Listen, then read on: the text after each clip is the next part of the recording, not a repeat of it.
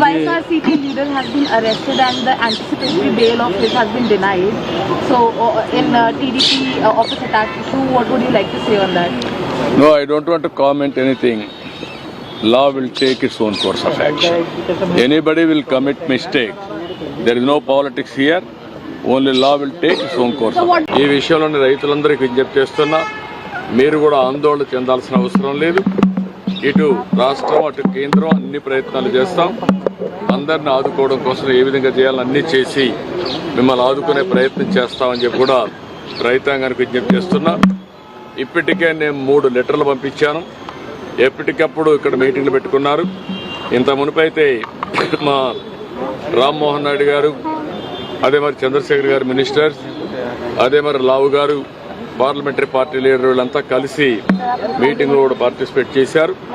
ఇప్పటికే రాష్ట్ర ప్రభుత్వ అధికారులు కూడా వచ్చి కేంద్ర ప్రభుత్వ అధికారులతో చర్చలు కూడా చేశారు. ఇవన్నీ చేసిన తర్వాత ఈరోజు ఒక కన్క్లూజన్కి వచ్చాం. రేపు మంత్రి గారు వచ్చి ఈ 4-5 విషయాల్లో మాట్లాడి ఒక క్లారిటీ ఇస్తారు. దాని మీద ఎప్పటికప్పుడు అందరితో కూడా సమీక్షలు చేసుకుంటూ ఈ ప్రైసెస్ పడిపోకుండా ఏం చేయాలో అన్నీ చేస్తాం. ఇది బ్రీఫ్గా దీనికోసం వచ్చాను. మీటింగ్ అయితే మంత్రి గారు లేకపోయినా ఇక్కడ మాట్లాడిన తర్వాత కొంత క్లారిటీ వచ్చింది. ప్రధానమైన ఉద్దేశం మిరప పండించే రైతులను ఆదుకునే విధానానికి ఈరోజు ఇక్కడికి వచ్చాను. హంగామా సృష్టించారు. దాంతో రైతులు మార్కెట్లో ఉండే వాళ్ళు కూడా బయటకు పారిపోయే. నేనేమంటానంటే సమస్య పరిష్కారం చేయడానికి అనేక మార్గాలు ఉన్నాయి. ముఖ్యమంత్రికి లెటర్ రాయొచ్చు, లేకపోతే మంత్రికి లెటర్ రాయొచ్చు, లేకుంటే ఒక ప్రెస్ ద్వారా చెప్పచ్చు, లేకుంటే గవర్నర్కి రిప్రజెంట్ చేయొచ్చు, లేకుంటే కేంద్ర ప్రభుత్వానికి వచ్చి చెప్పచ్చు. అట్లా చేయకుండా వాళ్లకు అసౌకర్యం కలిగించే విధంగా లేకుంటే అసెంబ్లీలో మాట్లాడచ్చు. మార్గాలు అనేక ఉన్నాయి రాజకీయ పార్టీలకి. ఆ పార్టీలు అవలంబించే తీరు చాలా ముఖ్యం. ఆ విషయం గుర్తుపెట్టుకోండి. అన్ని చూస్తారు కదా మీరు. ఒక ప్రభుత్వం చేసే తప్పుడు విధానాల వల్ల, సరైన సమయంలో యాక్ట్ చేయకుండా పోయేదాని వల్ల ప్రజలు ఏ విధంగా నష్టపోతారో ఇదొక ఉదాహరణ. ఆంధ్రప్రదేశ్ రాష్ట్రంలో ఏ ప్రోగ్రామ్ సరిగా జరగలేదు. సెంట్రలీ స్పాన్సర్ స్కీమ్స్ అన్నీ కూడా నిర్వీర్యం అయిపోయినాయి. దీనివల్ల ఒక్క ప్రాజెక్టు కూడా అమలు చేసే పరిస్థితి లేదు.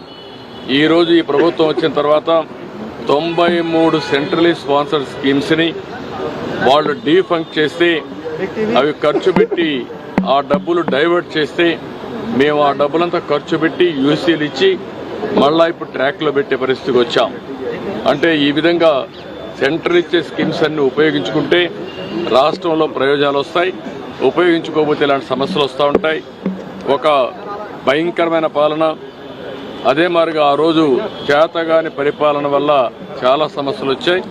ఒక్కొక్కటి ఆ సమస్యల పరిష్కారం చేసుకుంటూ ముందుకు పోతున్నాం. అందులో ప్రధాన సమస్య జల్ జీవన్ మిషన్ కూడా. దీనివల్ల ప్రతి ఒక్క ఇంటికి ట్యాప్ ద్వారా సస్టైనబుల్ వాటర్ వచ్చే విధానానికి స్వస్తి పలికారు. దెబ్బతీసే పరిస్థితికి వచ్చారు.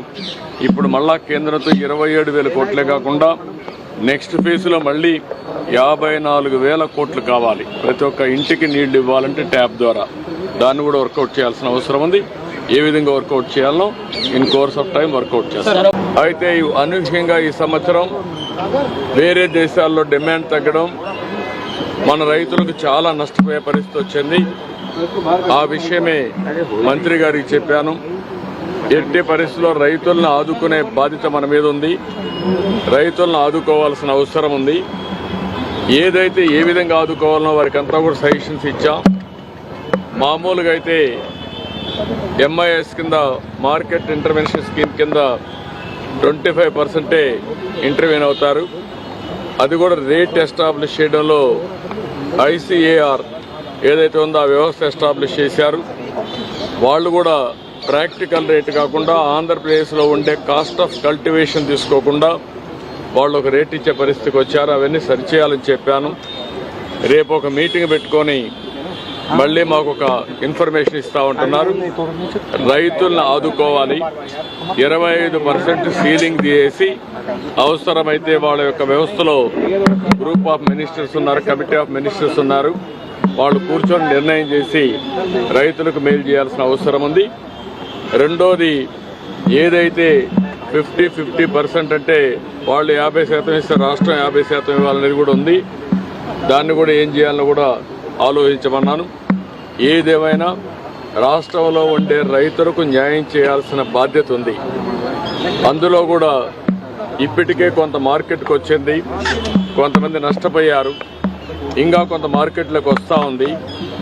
దీనిపైన ఎక్స్పోర్ట్స్ ఎందుకు తగ్గాయి, ఎక్స్పోర్ట్స్ని ఏ విధంగా స్టెబిలైజ్ చేయగలుగుతాం, రేపు ఇక్కడుండే కామర్స్ డిపార్ట్మెంట్ని, అదే మరి అగ్రికల్చర్ డిపార్ట్మెంట్, మినిస్ట్రీస్ అన్ని కూర్చొని మాట్లాడి ఈ యొక్క ఎక్స్పోర్ట్స్ను కూడా ఎట్లా ప్రమోట్ చేయాలని కూడా వర్కౌట్ చేస్తామని చెప్పి హామీ ఇచ్చారు.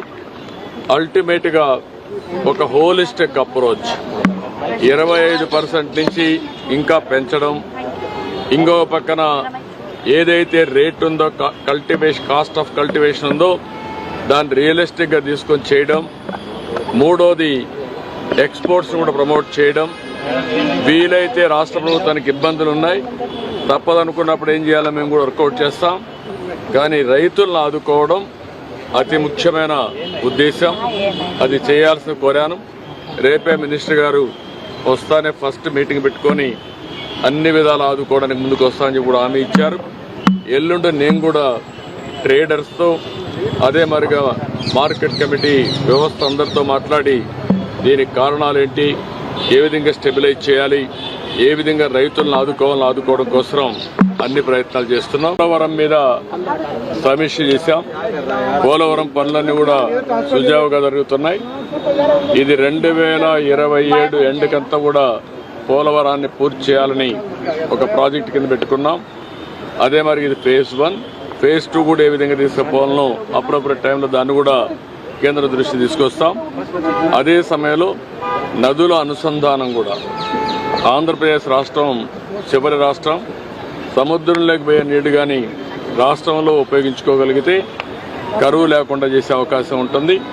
దానికి కూడా ఏదైతే పోలవరం నుంచి బనకచెర్ల వరకు ఏ విధంగా తీసుకుపోవాలి, దీనికి కేంద్ర సహకారం కూడా అడిగాను. ఈ 2 ప్రాజెక్టులు అధ్యయనం చేస్తున్నారు, తొందరలో వస్తారు. మూడోది, గడిచిన ప్రభుత్వం జల్ జీవన్ మిషన్ ఉంది. జల్ జీవన్ మిషన్లో గ్రామీణ ప్రాంతాల్లో ప్రతి ఒక్క ఇంటికి సురక్షితమైన మంచినీళ్లు, అది కూడా రిజర్వాయర్లను తేవాలని చెప్పి చాలా స్పష్టంగా పెట్టారు. దేశం అంతా బ్రహ్మాండంగా ఉపయోగించుకున్నారు. ఆంధ్రప్రదేశ్ రాష్ట్రంలో 1% కూడా ఉపయోగించుకోలేని పరిస్థితికి వచ్చారు. దీనివల్ల 27,000 కోట్ల రూపాయలు శాంక్షన్ చేయించి అది కూడా బోర్ల ద్వారా నిండిస్తానే పరిస్థితికి వచ్చారు. దీనివల్ల చాలా నష్టం వచ్చింది. ఒక యూపీలో ఇప్పటికే 52,000 కోట్ల రూపాయలు జల్ జీవన్ మిషన్లో ఖర్చు పెట్టారు. కొన్ని రాష్ట్రాల్లో పెద్ద ఎత్తున ఖర్చు పెట్టారు. గుజరాత్ లాంటి రాష్ట్రంలో ఇంటింటికి ట్యాప్ ద్వారా సస్టైనబుల్ వాటర్ ఇచ్చే పరిస్థితికి వచ్చారు. ఆంధ్రప్రదేశ్లో మాత్రం పూర్తిగా నిర్వీర్యం చేసే పరిస్థితికి వచ్చారు. అయితే ఇటీవల కేంద్రం ఏదైతే ఈ స్కీమ్ ఉందో దీన్ని రివైజ్డ్ గైడ్ లైన్స్లో 2028కి పూర్తి చేయడానికి ముందుకు వచ్చారు. అంటే ఆ రోజు శాంక్షన్ అయిన డబ్బులు మాత్రం ఇస్తామని. దానివల్ల ఆంధ్రప్రదేశ్ రాష్ట్రానికి 27,000 కోట్లే వస్తుంది. ఇంకొక 54,000 కోట్లు కావాలి. అది స్కీమ్లో కూడా లేదు. ఇప్పుడు దాని మీద కూడా కేంద్రంతో సంప్రదించాల్సిన అవసరం ఉంది. ఈ 27,000 కోట్లకు డిపిఆర్స్ తయారు చేసి ముందు శాంక్షన్ చేయించుకోవడం, మిగిలిన ప్రాంతాలకన్నిటికీ మళ్ళీ కేంద్రాన్ని ఒప్పించి, ఇది దేశం అంతా కూడా ఉపయోగించే ప్రాజెక్టు కాబట్టి ఆంధ్రప్రదేశ్ రాష్ట్రం ఒకటే కాదు, దాన్ని కూడా ఫాలో అప్ చేస్తాం.